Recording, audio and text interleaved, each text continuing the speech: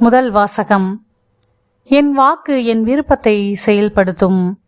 இறைவாக்கினர் எசாயா நூலிலிருந்து வாசகம். அதிகாரம் 55, இறை திருவசனங்கள் 10 முதல் 11 முடிய.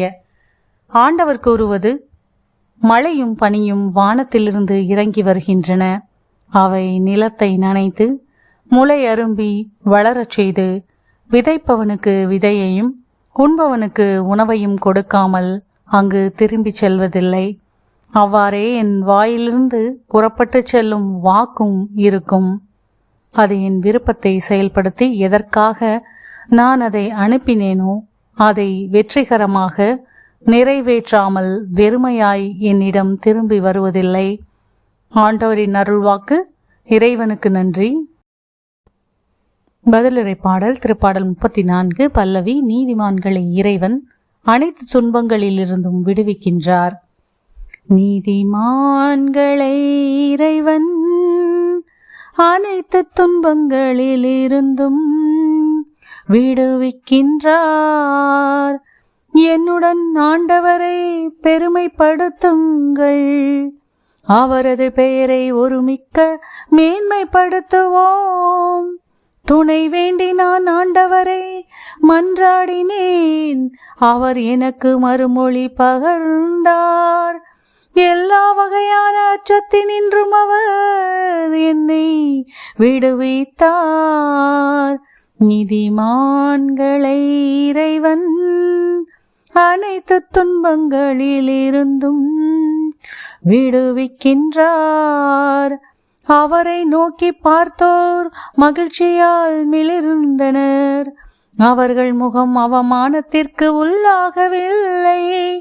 இந்த ஏழை கூவி அழைத்தான். ஆண்டவர் அவனுக்கு செவி சாய்த்தார்.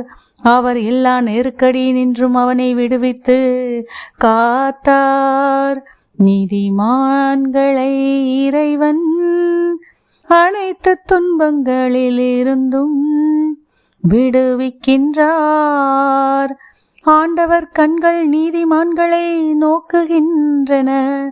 அவர் செவிகள் அவர்களது மன்றாட்டை கேட்கின்றன. ஆண்டவரின் முகமோ தீமை செய்வோருக்கு எதிராக இருக்கின்றது. அவர் அவர்களின் நினைவே உலகில் அற்று போக செய்வார். நீதிமான்களை இறைவன் அனைத்து துன்பங்களிலிருந்தும் விடுவிக்கின்றார். நீதிமான்கள் மன்றாடும் போது ஆண்டவர் செவி சாய்க்கின்றார்.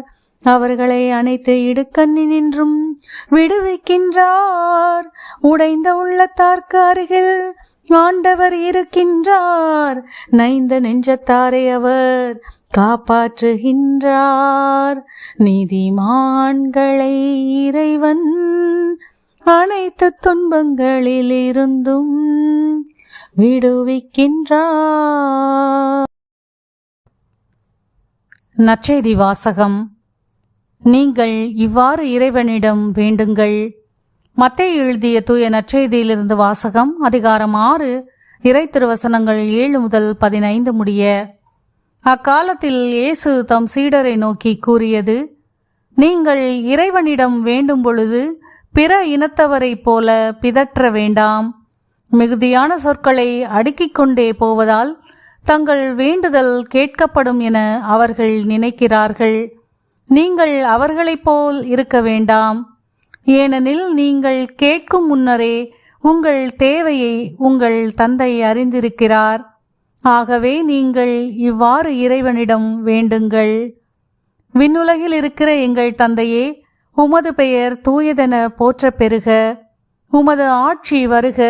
உமது திருவுளம் விண்ணுலகில் நிறைவேறுவது போல மண்ணுலகிலும் நிறைவேறுக. இன்று தேவையான உணவை எங்களுக்கு தாரும். எங்களுக்கு எதிராக குற்றம் செய்தோரை நாங்கள் மன்னித்துள்ளது போல எங்கள் குற்றங்களை மன்னியும். எங்களை சோதனைக்கு உட்படுத்தாதேயும்.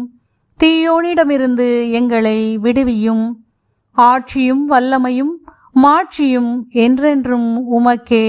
ஆமேன்.